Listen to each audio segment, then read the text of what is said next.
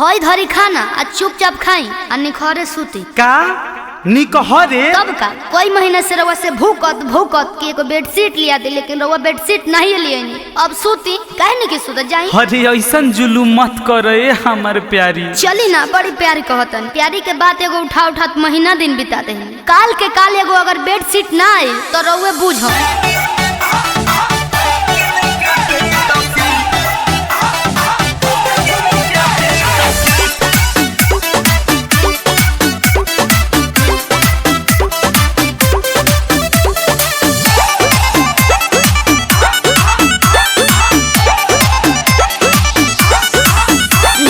पड़ जानी रउआ खर हरे प्यार करे के मन नहीं करे का भइल बाजी ए जाते पड़ जानी रउआ खर हरे प्यार करे के मन नहीं करे बड़ा टूटे में होला तकली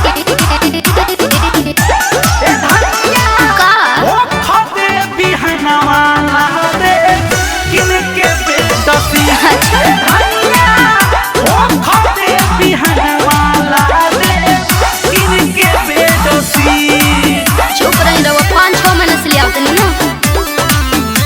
Music by Tinku Tufan.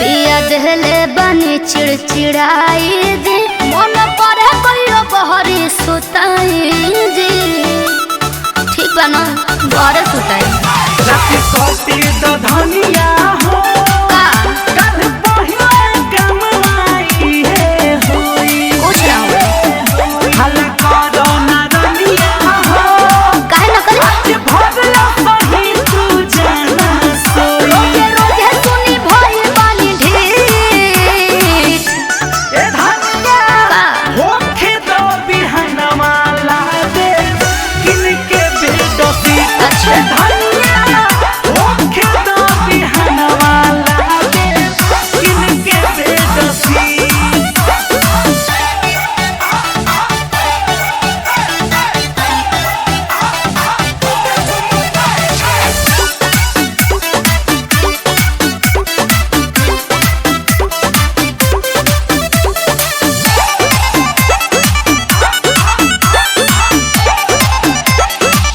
रुआ तो सकत किया सहरता किंतु हो जाए बचन जीवा जरता।